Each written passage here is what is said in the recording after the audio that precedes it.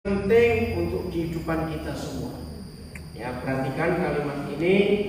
Saya akan mulai dengan konsep ini. Nah, belum sudah ada yang masuk di situ? Ini Sini Hil. Nah, jadi kamu tunggu di sini. Kalau nanti sudah keluar yang rekaman ini kamu share. Iya. Kenapa?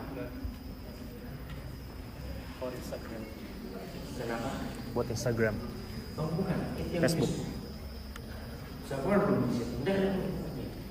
Belum. Belum ya? Udah. Oke, dasar share. Maksudnya? Belum. Maaf. Bentar. Sabar.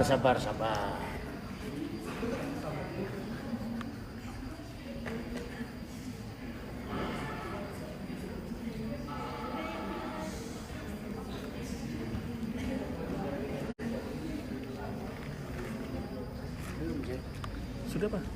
Ini ada? Enggak, yang di sininya. Maksudnya gini, kalau ini sudah keluar di sini, terus kamu langsung share aja. Nah ini dia. Oke. Yes. Kamu tulis dulu himpunan siswa.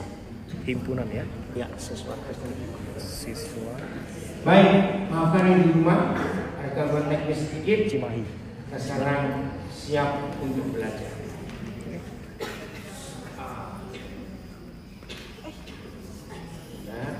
Tapi maju. Ada satu hal ya yang sangat dilupakan dan dianggap tidak serius oleh semua manusia yang usianya belasan ke 20-an. Perhatikan, ini penting ya. Tolong HP semua, jangan main HP serius ini.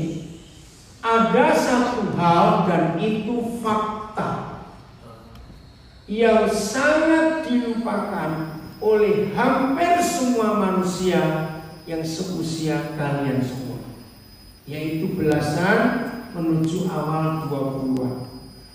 Apa yang dilupakan? Kalau saudara-saudara setuju, kalian setuju, katakan iya. Tunggu dulu, belum iya. Nah itu dimana itu namanya ya? Dengar. Tunggu, saya bilang kalau sudah dengar ini, kalau setuju katakan iya, ya. Tunggu berjalan aja. Siapa itu? Dengar. Ternyata usia kalian adalah manusia yang tidak percaya bahwa suatu hari kalian akan tua. Ayo jawab. Betul atau salah? Itu kan berbahaya sekali. Betul tidak? Suatu hari kalian semua akan tua atau tidak? Tidak, semua tidak, sini orangnya. Nah bayangkan kalau di usia sekarang ini kalian yang remaja termasuk mengikuti di rumah tidak percaya bahwa suatu hari kalian akan tua, maka dengar ya, maka kalian tidak punya persiapan yang baik menghadapi usia tua. Hal kedua, setiap kali saya ketemu anak-anak remaja seusia kalian, ya seperti saya katakan tadi, saya pernah remaja seperti kalian. Saya selalu mengingatkan kalimat ini. Nanti kalau kalian sampai umur 40-an, 50-an, sudah berkeluarga, sudah punya anak, saya pesan dalam nama Tuhan Yesus, di tanggal 31 Januari 2020, ketika kalian nanti usia mencapai usia 40-an, berarti masih 20 tahun lagi atau kurang dari itu, perhatikan ini. Jangan sekali-kali di hadapan anak-anak kalian berkata kalimat ini.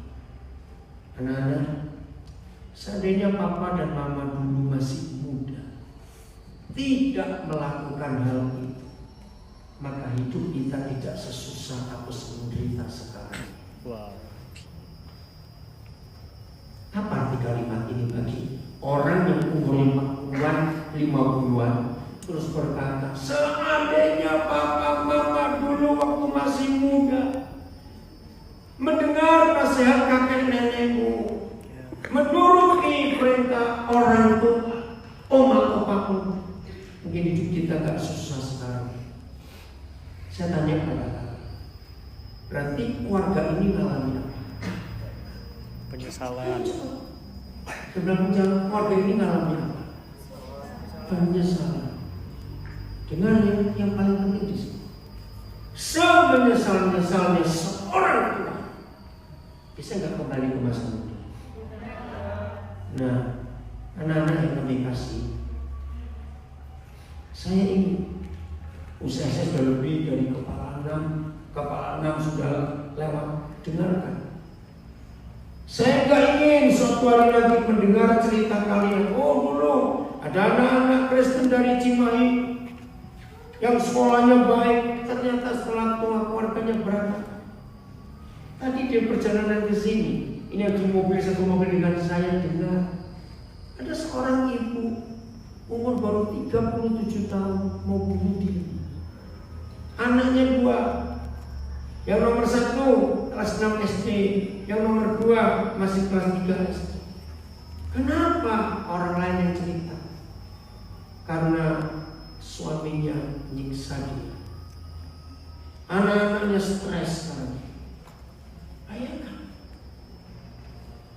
Hidup bisa berubah dengan tiba-tiba, betul? Maka itu usia seperti yang kalian nikmati sekarang ini the golden time, the golden age, tahu ya? Orang sering berkata golden age kok umur 50, kebalik. Buat saya usia pasti seperti kalian ini, betul tidak? Maka itu gunakan sebaik-baiknya. Atau mungkin saya minta maaf, kalau ada di antara semua anak siswi Kristen ini, maaf, yang mungkin hari-hari ini hidup ayah ibu kalian tidak harmonis, maaf, pasti hati kalian sakit. Oke, jangan salahkan orang tua. Kita nggak tahu sebabnya apa. Tapi tolong janji, besok kalau aku dewasa dan aku menikah, aku nggak ingin anak-anakku mengalami hal yang sama yang aku alami sekarang dari ayah ibu. Betul atau salah kalimat ini? Pikirkan. Perhatikan ya. Sebaik apa ayah ibu, seribut apa ayah ibu, dampaknya yang pertama selalu kena kepada anak-anak. Betul atau salah? Satu kali saya menemukan sebuah kalimat yang saya marah pertama dengan, kenapa aku dilahirkan? Saya bilang ini anak kurang ajar. Tapi aneh, dalam perjalanan hidup saya ke kota ini, saya ke desa ini, saya ke pulau ini, saya ke provinsi itu, saya ke luar negeri itu, kok banyak ya anak-anak berkata, kenapa aku dilahirkan? Yang tadinya saya marah, jadi saya berpikir pasti ada sesuatu. Akhirnya saya merubah penelitian saya. Kenapa? Ternyata begini Pak. Tidak ada seorang anak pun. Kemarin lagi saya cerita sedikit yang sama-sama dengan saya dengar. Seorang anak SMA umur 16 tahun melahirkan bayi kembar laki perempuan di sebuah rumah sakit di Jakarta, di mana ayah ibu anak ini ada di luar negeri kerja. Terus dia makan anak umur 16 tahun jadi mama untuk anak kembar.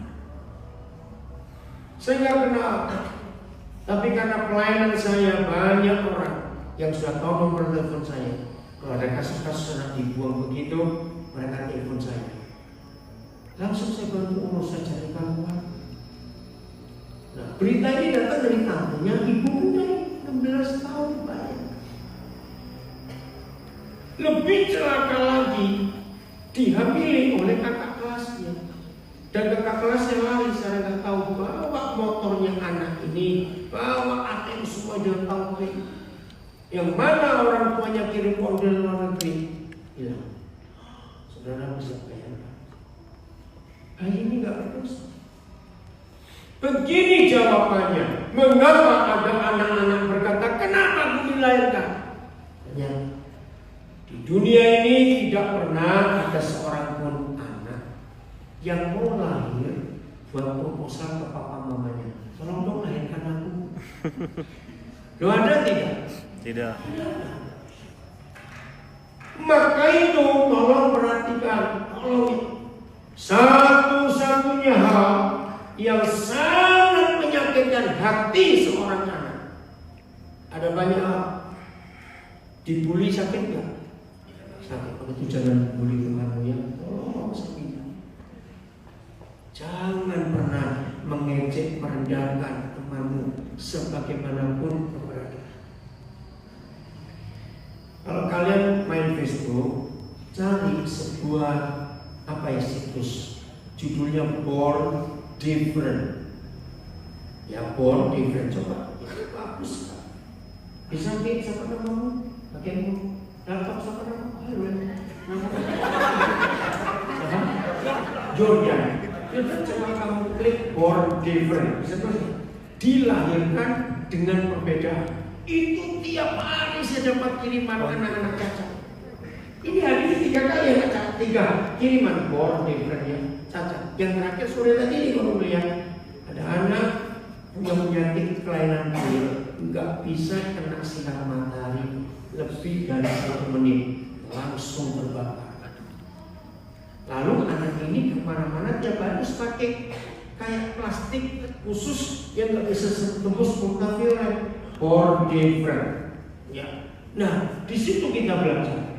Ternyata anak-anak cacat itu luar biasa. Nah, di antara program internasional ini ada satu anak Cianjur yang masuk. Saya lupa namanya, anak laki yang nggak punya tangan, nggak punya kaki, tapi dia pintar main game, main PlayStation, dia bisa buka komputer hanya pakai dagunya, terus pakai lengan bagian atas kayak gini kan, terus lalu jalan itu masuk di Born Different.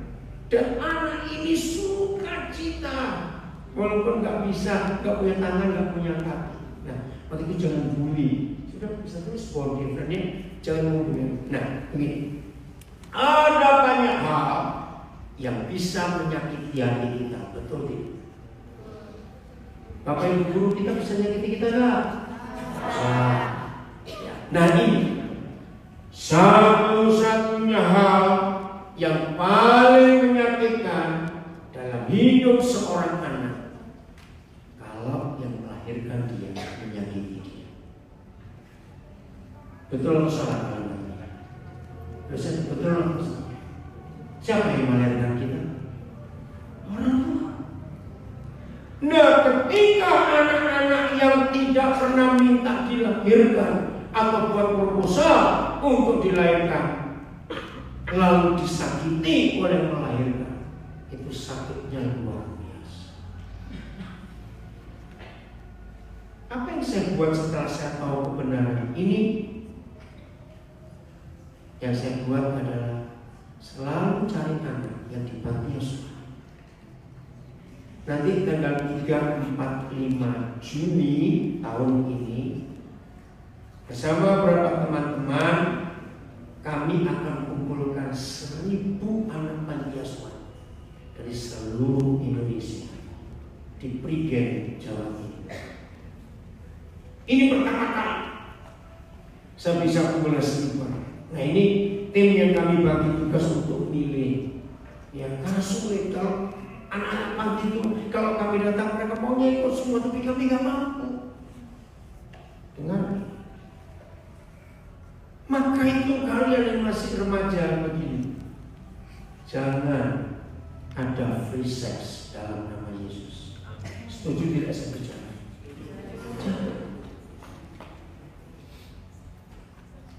Satu kali saya dapat anak panti dari Balai Keselamatan di Jalan Pajajaran. Oh ya, di Bandung ada. Nah, anak ini diterima di panti waktu masih bayi, di dalam kardus, di depan pagar. Tidak ada tulisan satu kata pun, namanya siapa nggak tahu, anaknya siapa juga tidak tahu. Setelah saya dengar berita, di panti itu ada peraturan kalau sudah lulus SMP harus keluar karena pantinya nggak besar, lalu masuk anak-anak. Nah biasanya pihak panti itu akan memberitahu istilah sahabat panti untuk ngambil anak-anak. Nah yang satu anak ini sudah lulus lama nggak ada yang ngambil. Satu karena nakal ini kamu, kedua karena jelek. Kata mereka, kan ya. Akhirnya saya ketemu, ya udah sekarang. Aduh, tapi masalahnya hampir tiap malam dia bawa pisau. Nah, kami di rumah kan takut. Untuk apa kamu bawa pisau? Ya siapa tahu malam ini saya ketemu orang yang melahirkan saya. Saya akan bunuh mereka kenapa saya. Kami nggak bisa marah pada dia. Kamu sudah besar, sudah lulus SMP, tapi dia masih tak terima. Di suatu saat kami diam-diam enak.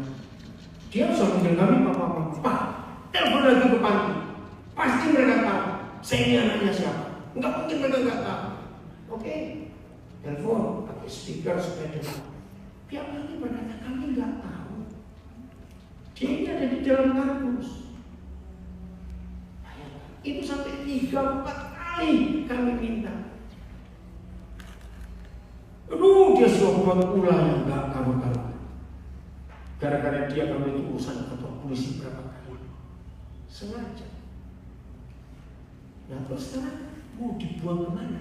Mau dibawa kemana? Gak tahu siapa orang tua. Sebenarnya ya. Sampai satu malam, wah dia buat kasus besar. Begitu kami sampai kantor polisi, polisi bilang, Pak Pendeta lagi. Saya bayangkan. Ya udah dimaafkan ya karena tahu keadaan. Kami bawa pulang dari kantor polisi. Aduh, kami semua masih mikir mau diapakan ya. Mau dibawa kemana juga nggak tahu.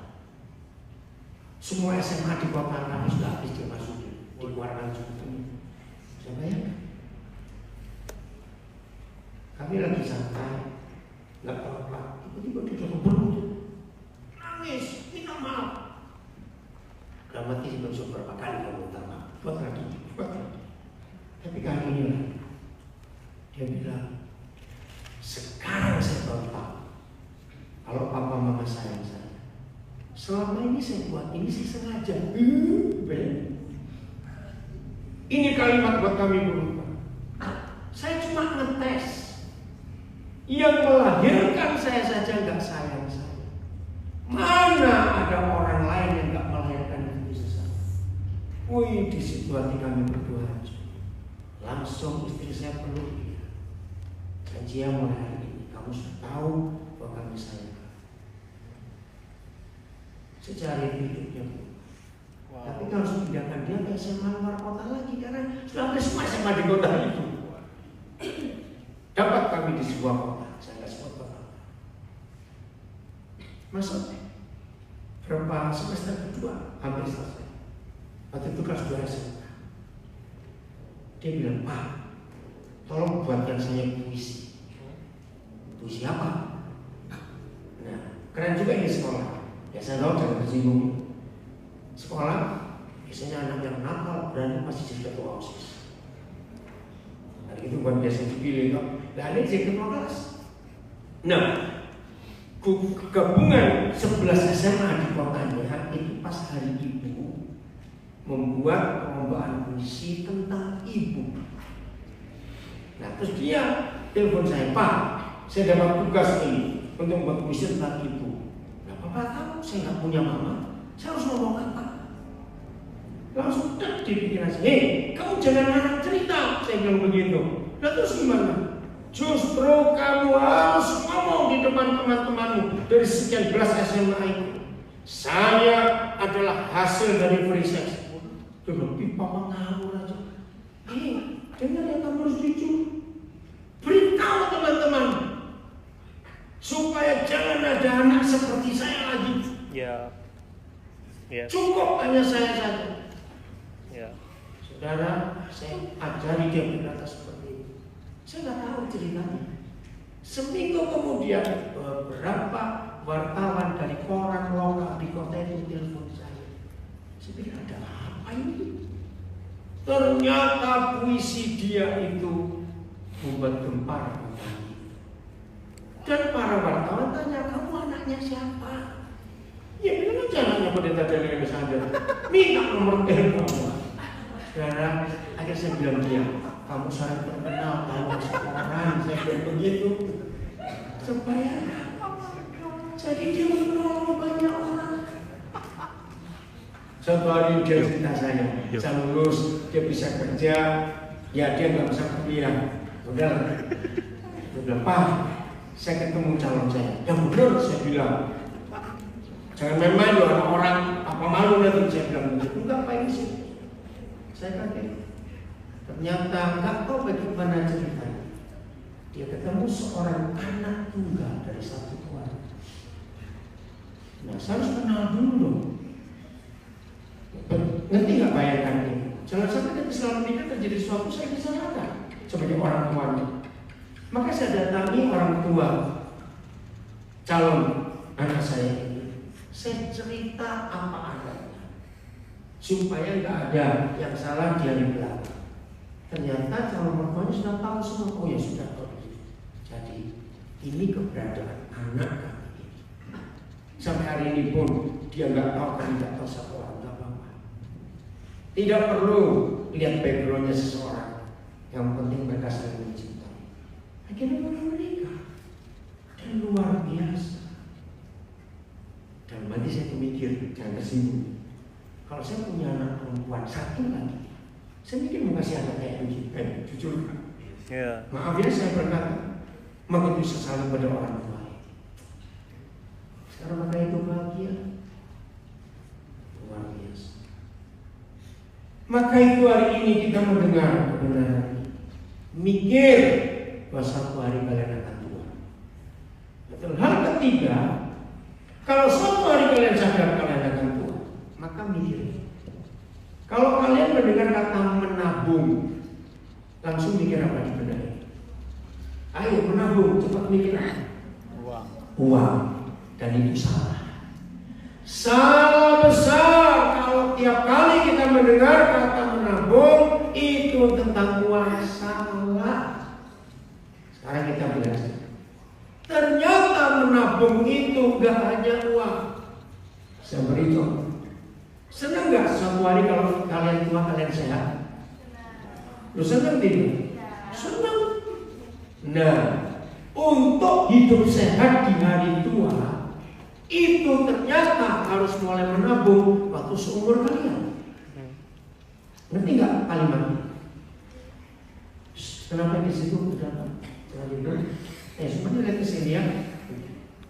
Nah kayak begini nih, sekarang mikir dari tua, seorang pikir apa kamu udah terus?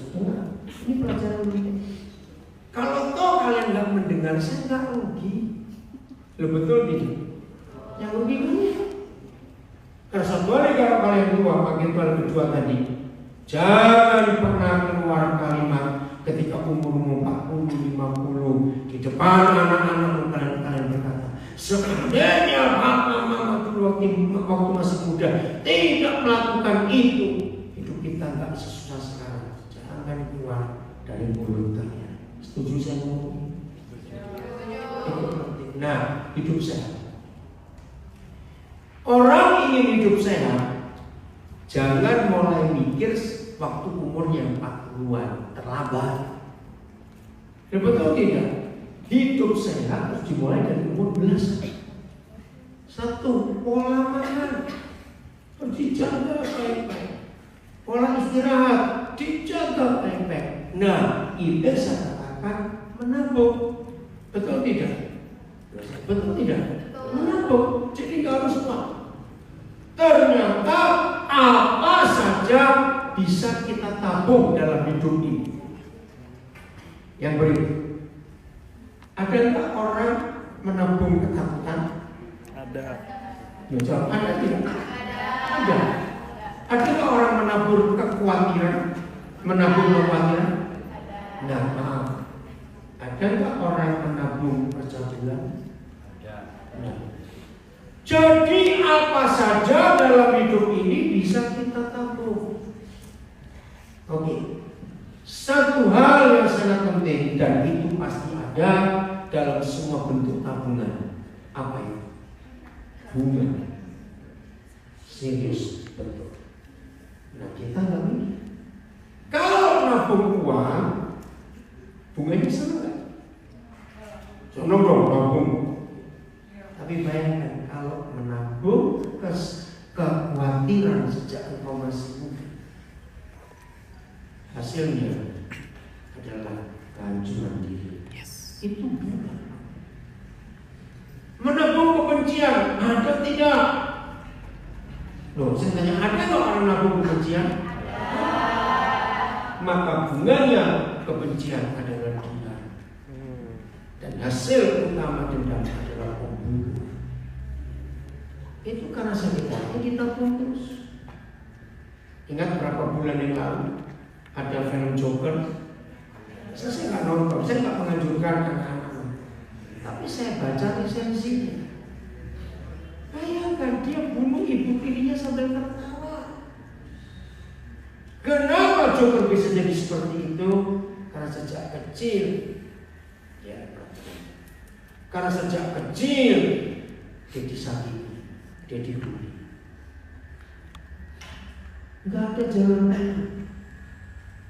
Maka itu saya berkata kepada banyak orang waktu film itu tayang, Joker itu ada di antara kita saja. Betul lah.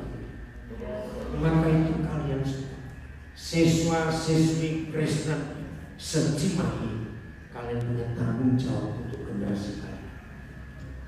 Amin. Yang harus dijaga semuanya. Baik, kita baca ayat yang pertama, Filipi 3:13. Untuk bisa menabung dengan benar, lakukan satu hal ini supaya yang benar itu jadi tabungan yang baik. Filipi 3 ayat 13. Ya, kita baca sama-sama ya. Benar ada di kan? Enggak ada di situ enggak? Enggak ada. Ada enggak? Enggak ada ya? Kalau mau Alkitabnya kita baca 1, 2, 3. Enggak serentak, nggak mau saya ulang. 1, 2, 3.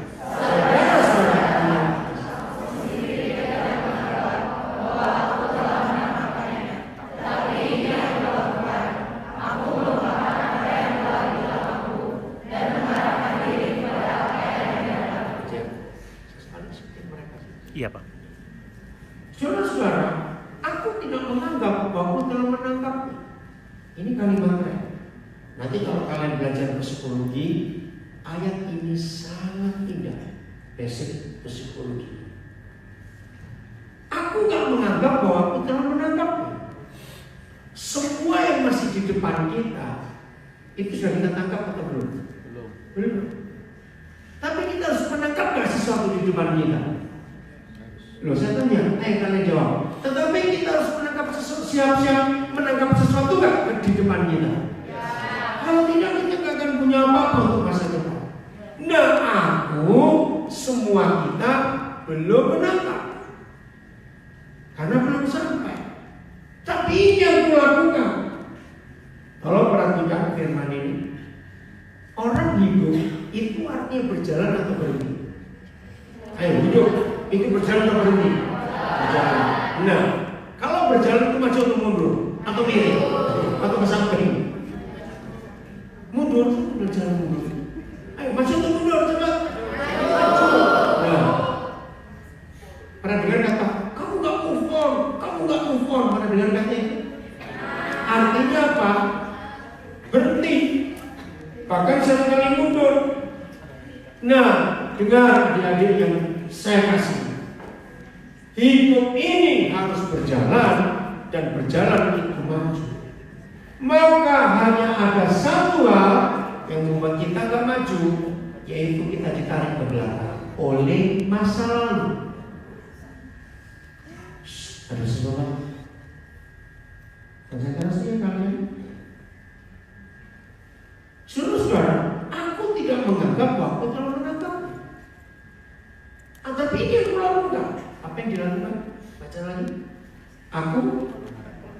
Ayo, telah memakan?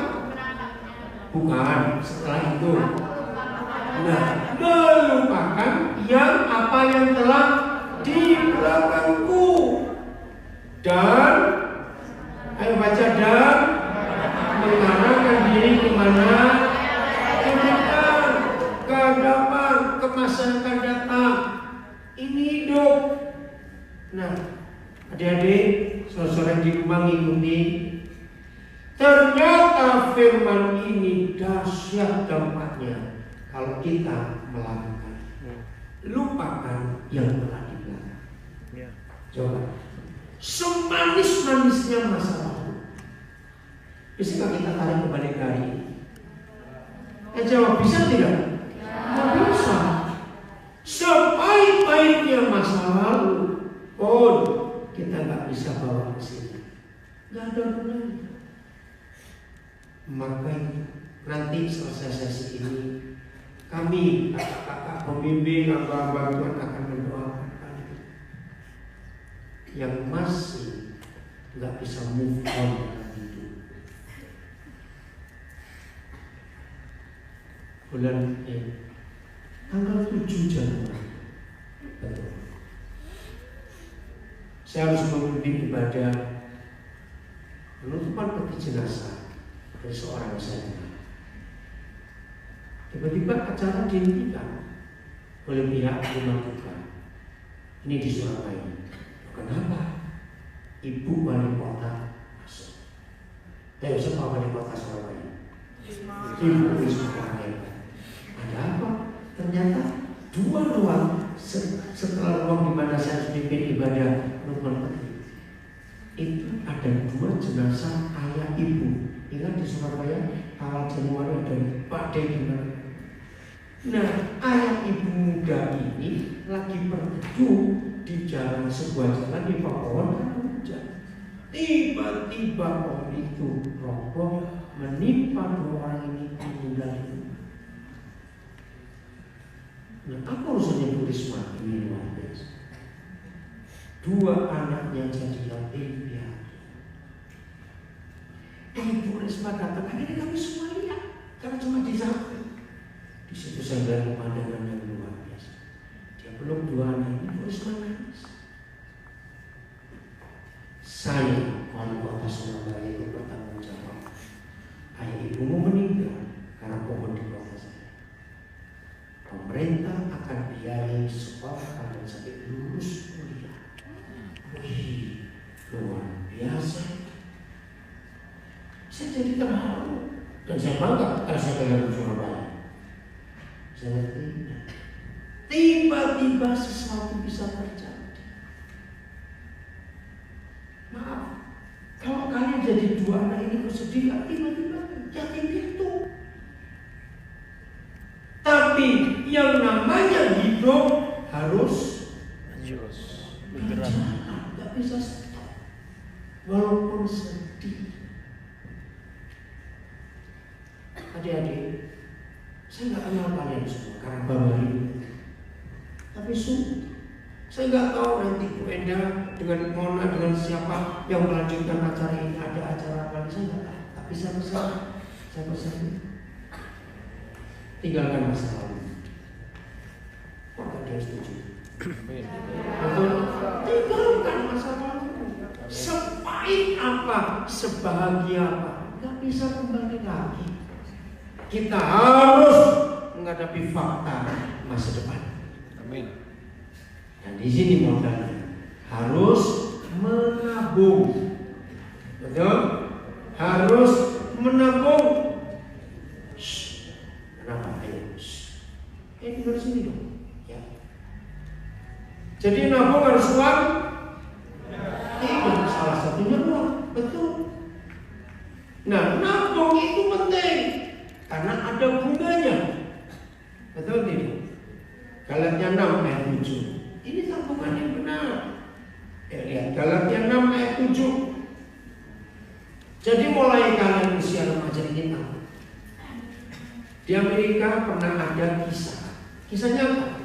Seorang anak dari ibu tunggal. Nah itu karena Frisias. Namanya Trevor. 70-an 80 jadi film yang terkenal. Film itu judulnya Pay It Forward. Pay, bayar, tapi ke orang lain. Nah, tapi sayang Trevor ini mati muda, umur 12 tahun. Ditusuk, dibunuh oleh temannya yang iri hati dengan itu. Nah, sampai umur 12 tahun Trevor ini terkenal. Bahkan waktu pemakamannya lebih dari 5.000 orang yang hadir. Aneh kan? Anak umur 12 tahun mati kok yang ngirinya kayak 5.000 lebih, hampir 6.000. Ternyata waktu Trevor umur 9 tahun, dia punya guru ilmu sosial, saya lupa siapa namanya. Akhirnya guru ini menikah dengan ibunya yang sudah janda. Nah, guru ini memberi pelajaran bagus kali di kelas. Bapak ajar ya, hidup ini harus berdampak untuk lingkungan. Keren nggak kalimatnya? Lalu diajari sesuatu. Gini, kamu coba cari satu orang, kamu tolong. Nah, kalau orang ini sudah kamu tolong dan berhasil, jangan balas ke kamu, tapi suruh dia cari orang lain lagi dan dia tolong. Nah, satu orang yang ditolong Trevor minta cari 3 orang. 3 orang yang ditolong oleh orang ini dan 3 orang lagi. Ngerti nggak? Nah, orang pertama yang Trevor tolong adalah tunawisma. Kalau dia ke sekolah, naik sepeda, dia lihat tunawisma ini. Trevor, kok ada belas kasihan? Kamu tuh nggak punya rumah? Nah, ini ya, di rumahku, di garasi ada mobil rusak. Itu mobil mamaku, tapi nggak bisa diperbaiki. Kamu tidur aja di sini. Tapi kamu jangan ribut-ribut, supaya mamaku nggak tahu. Nah, Trevor ini anak yang luar biasa. Dia jarang ketemu ibunya. Bayangkan, papa sudah ada, dia jarang ketemu ibu. Kenapa? Maaf, ibunya kerja di nightclub untuk cari duit. Karena dia nggak punya apa-apa lagi yang bisa diandalkan untuk itu. Jadi karena kerja di nightclub, berangkatnya malam, pulangnya pagi. Ibunya berangkat kerja, Trevor sudah tidur. Kalau siang sampai sore ibunya istirahat. Trevor berangkat bangun pagi, ibunya masih tidur. Terus begitu. Maka itu Trevor tahu ibunya jarang di rumah. Kalau siang tidur. Setelah sekian bulan, si tunawisma tidur di garasi di dalam mobil ini. Ibunya sekali cari sesuatu di garasi. Kaget dia, kok ada orang. Ketika dia mau telepon polisi, aku curi kita nggak orang baik, aku ditolong anakku. Mana ibunya pada Trevor? Tapi di situ kota itu kembali. Trevor anak muda umur 9 tahun, kelas 4 SD, dia sudah punya dampak yang luar biasa. Maka itu waktu dia mati umur 12 tahun, yang nangis ribuan orang. Adik-adik, sepahit apa masa lalu? Jangan kau pahit dengan dirimu, lalu kau pahit dengan orang-orang di sekitarmu. Betul atau salah kali? Tinggalkan. Oke? Baca sama-sama Galatia 6:7. 1, 2, 3. Yang serius, jangan sesat. Begitu. Sebab, ayo jangan sesat. Terus,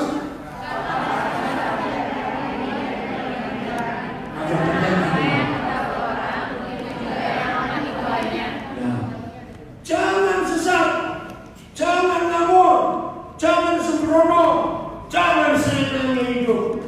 Karena firman berkata, apa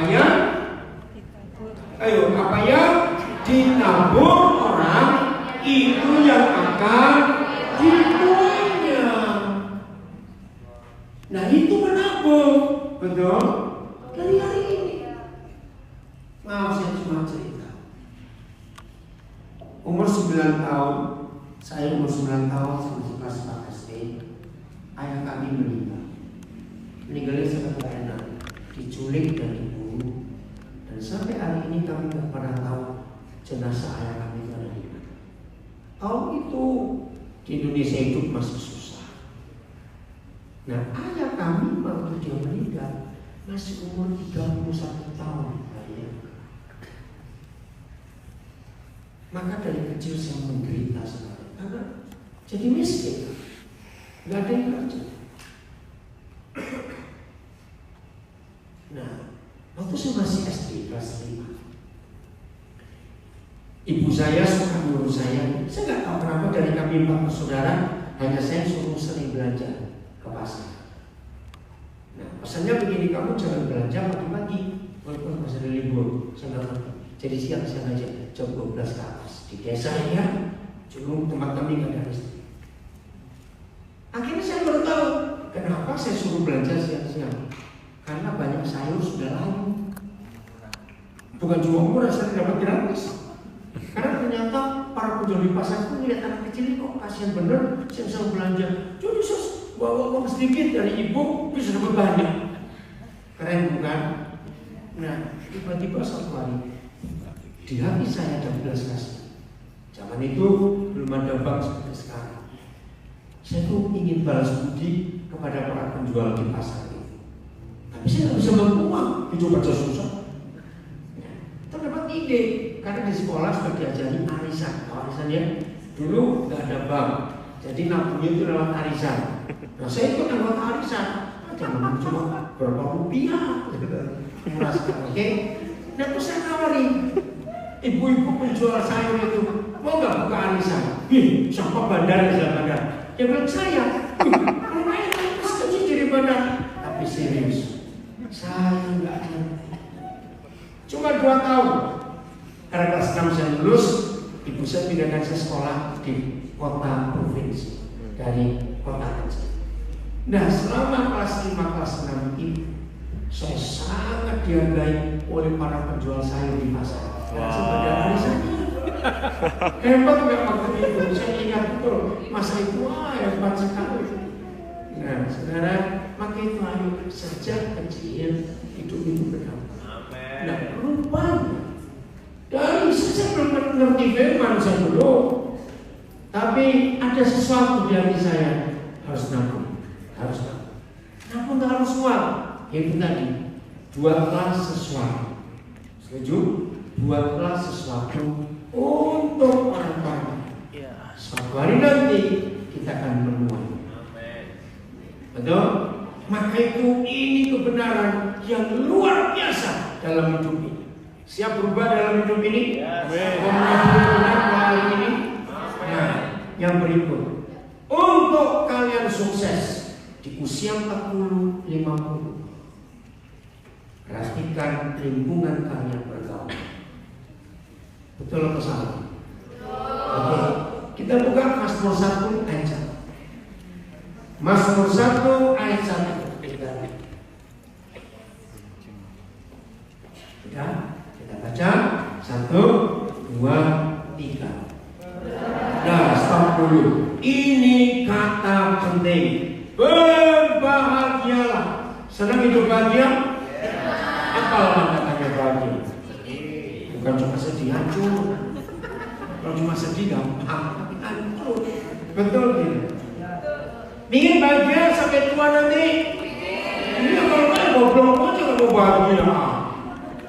Nah, disinilah firman Tuhan menjamin kebahagiaan kita sampai tua nanti. Bukan karena uang banyak, bukan karena urusan Amerika, tidak. Yang berbahagia hanya orang-orang yang memperhatikan 3 hal dalam hidupnya.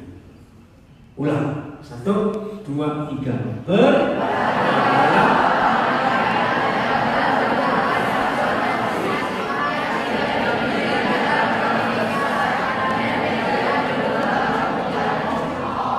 Wih, saya dengar kayak suara lebah. Memang lucu-lucuan kalian sekalian. Berbahagialah orang yang tidak, ayo baca, yang tidak berjalan di jalan orang fasik. 2, yang tidak apa kedua? Tidak berjalan, berdiri jalan orang berdosa. tidak duduk. Nah, pegang firman ini dan lakukan. Kalau Tuhan memberi saya panjang umur sampai melihat kalian usia 40-50 nanti, kalau ketemu saya di jalan ingatkan. Mazmur 1 ayat 1 yang saya dengar di Lembang membuat saya bahagia sampai hari ini. Amin. Anak, istri, suami saya bahagia sampai hari ini. Catat. Kalian akan bahagia di masa depan. Kalian akan jadi orang hebat di usia 40-50. Kalau kalian perhatikan, kamu berdiri, berjalan, dan duduk di mana dengan siapa? Sederhana tak firman? Lu jawab sederhana? Gampang dimengerti? Gampang. Maka itu sejak usia belasan seperti ini, pergaulanmu dijaga. Katakan amin. Amin. Ulangi. Duduk di mana dengan siapa? Berdiri di mana dengan siapa? Berjalan di mana dengan siapa? Itu yang menentukan kamu akan jadi apa lagi. Yes. Ya. Anak dari keluarga baik-baik. Dan waktu remaja, kumpulannya para pencemooh, orang fasik, orang berdosa. Jadi apa masa depan orang itu? Rusak. Maka itu nasihat dari teman itu penting untuk hidup kalian. Bagian terakhir, kita buka 2 Samuel 13. Ada kisah yang menyedihkan. Seorang gadis hancur masa depannya karena diperkosa oleh pacarnya. Dan tolong perhatikan pasal ini. Bapak Ibu guru yang terhormat, ajari anak-anak kita membaca kisah yang menyedihkan antara Amnon dengan Tamar. 2 Samuel 13. Mulai ayat yang pertama. Nah, di dunia ini tidak ada buku lain yang pernah menulis, tolong ya, kalau anak muda pacaran, lalu ada seks, 99,99% pasti cowoknya akan mencampakkan gadis. Yes. Setelah ditiduri. Ayat ini saya pernah diskusikan dengan 2 master psikologi. Satu lulusan Maranatha, satu lulusan Studio Pranoto Semarang. Saya diskusi, tulisan nanti kita akan baca. Ayat 1 bunyinya apa? Judulnya apa? Amnon dan Tamar. Ayat 1 bunyinya 1, 2, 3. Sesudah itu terjadilah yang berikut. Absalom bin Daud mempunyai seorang adik perempuan yang cantik, namanya Tamar, dan Amnon bin Daud jatuh cinta kepadanya. Wih, keren. Jatuh cinta padanya. Gampang gak anak-anak remaja jatuh cinta? Gampang. Terus jatuh cinta yang muda. Oke? Ayat 1 sudah selesai? Oke, lalu ayat 2 muncul lagi. 1, 2, 3. Tapi Amnon sangat tergoda sehingga ia jatuh cinta. Nah, ini cowok goblok. Masa jatuh cinta sampai sakit goblok? Ayo. Betul nggak? Ini luar biasa. Parah ini. Keren, parah, keren. Tapi ini terjadi. Bisa nggak anak muda kayak Amnon begini? Jatuh cinta sampai sakit. Goblok. Awas ya. Setuju saya ngomong ini orang bodoh? Apa yang jatuh? Nggak boleh aku temanmu. Dengar di sini semua ya. Saya suka bergurau juga, tapi saya mau kalian serius. Kalau kalian anak istri mau berubah, saya suruh awas. Jatuh sakit, lalu ada apa? Masih ada yang lanjut. Nah, ini loh. Amnon mempunyai ayo, Amnon mempunyai seorang sahabat yang orangnya bagaimana? Ya, orangnya licik. Itu kata yang betul. Bukan cerdik, licik. Namanya siapa? Yonatan, sahabat. Adik-adik, wajar kok kalian punya sahabat waktu masih remaja, betul? Enggak salah, tapi harus pilih siapa sahabat. Saya sahabat Amnon merusak hidupnya. Apa pesannya kepada Amnon? Terus, hei anak raja, terus. Nah ini goblok lagi. Mengapa kamu galau? Dari pagi-pagi sudah galau gara-gara cuci kamu tadi. Terus? Tidak. Nah, bagus gak? Bagus gak sikap ini? Ceritakan dong kepada aku. Kenapa kamu galau? Coba aku bisa nolong kamu. Jawab, bagus gak sikap ini? Bagus. Mau nolong sahabatnya sedang galau. Tapi hati-hati. Maka itu ingat Mazmur 1 ayat 1. Saudara duduk di mana dengan siapa, berjalan di mana dengan siapa, berdiri di mana dengan siapa. Ceritalah Amnon kepada Yonatan, tapi nasihatnya menyedihkan. Langsung ayat 12 sekarang apa? Ayat 12, 1, 2, 3. Tetapi dari situ berkata kepadanya, tidaklah aku jangan dosaku, sebab orang yang berlaku seperti Israel, janganlah berbuat dosa seperti itu. Nah, si Tamar sudah bilang, jangan perkosa aku. Coba aku datang kepada bapakmu, bapakmu pasti diizinkan kok. Tapi Amnon sudah gila karena nasihat sahabatnya. Nanti di waktu istirahat malam ya, kalian baca nasihatnya kamu. Amnon hancur, Tamar hancur, keperawanan itu. Nah, yang ngeri ayat 13. 1, 2, 3.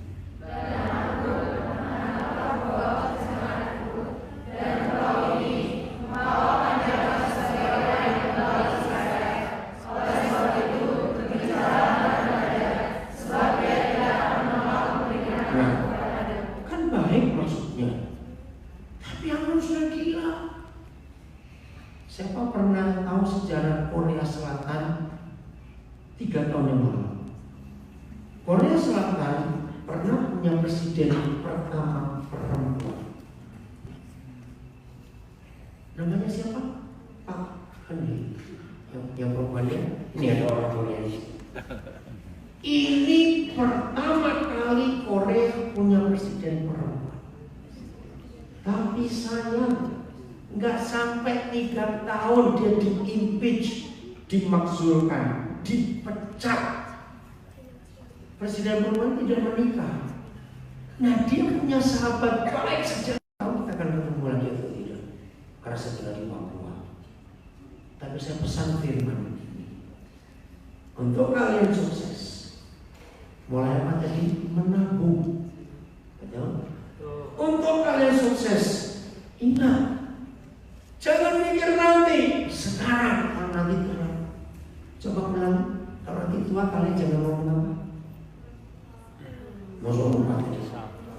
Jangan ngomong, seandainya waktu bapak-bapak masih muda dulu, tidak begitu hidupnya, maka kita nggak sesusah sekarang. Jangan ada itu di mulut kalian nanti. Setuju? Ayat 13. Apa yang terjadi setelah pemerkosaan terjadi? Ini ngeri sekali. Baca 1, 2, 3. Lu mana? Ayat berapa? 13. 14. Oh 14. Oh ya, maaf saya salah. 14.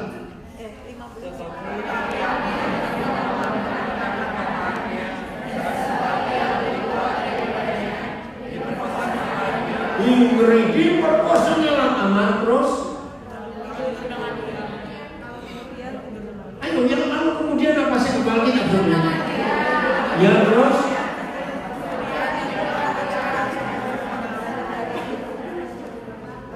Sebentar, ulang pelan-pelan. Bagian terakhir. 1, 2, 3. Gak benar saya. Coba minimal kitab sini. Seorang baca, oh terima kasih. Ayat berapa? Maaf ya. Oh ya, ayat 15. Dengar saya akan baca. Kemudian timbullah kebencian yang sangat besar pada Amnon terhadap gadis itu. Bahkan lebih besar benci yang dirasanya kepada gadis itu daripada cinta yang dirasanya sebelumnya. Anak-anakku, dengar ya. Ayat ini yang saya diskusikan dengan dua master psikologi yang lulusan Maranatha dengan Sugio Pranowo. Enak lagi. Di dalam fakta syariat, kalau ada orang pacaran lalu having sex atau melakukan hubungan seks, 99,99% langsung ceweknya dicampakkan dan cowok ini cari gadis lain. Dan biasanya cowok bajingan seperti ini nggak sampai seminggu sudah dapat cewek.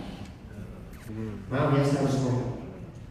Tahun 74 bersama seorang hamba Tuhan namanya Jeremia Rim almarhum, kami dibantu oleh beberapa psikolog membuat kuesioner ke 3 lokasi pelacuran di Surabaya, hanya untuk mencari sebab kenapa gadis itu bisa jadi pelacur. Saya percoba jawabannya. Mereka yang jadi pelacur itu rata-rata yang pernah diperawani oleh pacar.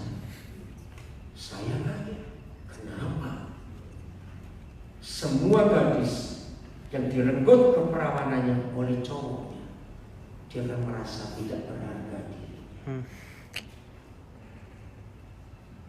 Karena dia merasa tidak berharga. Kalau dia pacaran lagi, dia takut untuk mati dengan cowoknya. Pacaran tidak sekali. Nah, makanya jaga diri kalian. Tolong ya. Alkitab adalah satu-satunya buku di dunia, satu-satunya yang menulis tentang keperawanan. Kitab Keluaran dan Kitab Imamat itu rinci soal selap udara. Tuhan kita adalah satu-satunya Tuhan di dunia ini yang minta anak sulung. Tolong jangan. Ternyata tidak semua anak sulung, tidak semua anak pertama itu anak sulung. Saya kaget. Nah, kalau tidak semua anak pertama itu anak sulung, lalu anak sulung itu kriterianya apa? Dalam nama Tuhan Yesus, hanya Alkitab satu-satunya buku yang memberitahu kita anak sulung dilahirkan oleh seorang gadis yang masih punya selap darah. Kita baca kalimatnya Amnon. Tolong buka Alkitab saudara dan pakai intonasi. Ayat 15-nya setelah kata bahkan lebih besar benci yang dirasakan kepada gadis itu daripada cinta yang dirasa sebelumnya. Lalu Amnon berkata, intonasi,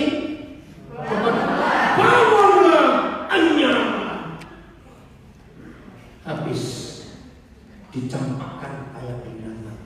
Pergi, harus direbut keperawanan. Mau jaga diri kalian untuk menjadi kudus? Yes. Pacaran silakan ada yang marah, tapi jangan ada seks dalam Yesus. Amin. Jaga. Yes. Jaga diri nggak hancur. Karena pria-pria jaga diri. Mari kita mengambil Tuhan. Semuanya tenang di hadapan Tuhan. Bapa di surga,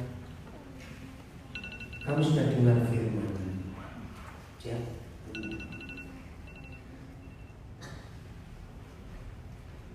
Bapak, terima kasih untuk Ibu Enda, terima kasih untuk Mona, terima kasih untuk Fauzi yang memberitahu saya untuk ada di sini. Saya bangga, saya ketemu orang-orang hebat hari ini, Pak. Wow.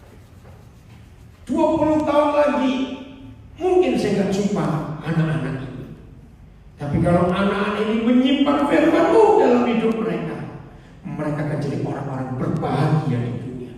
Kalau mereka menikah nanti, istri mereka, suami mereka, anak-anak mereka akan jadi orang-orang hebat di dunia ini.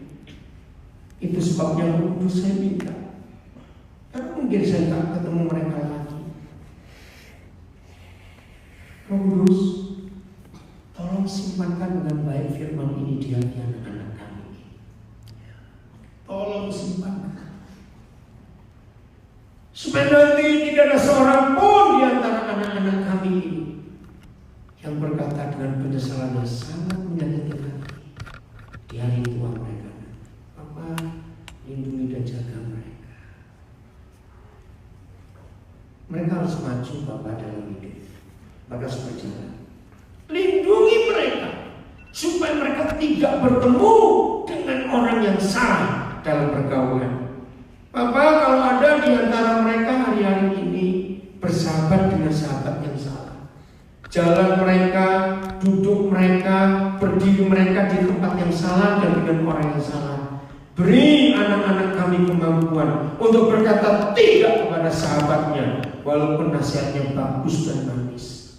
Jauhkan anak-anak kami dari sahabat-sahabat seperti Yonadab yang licik itu.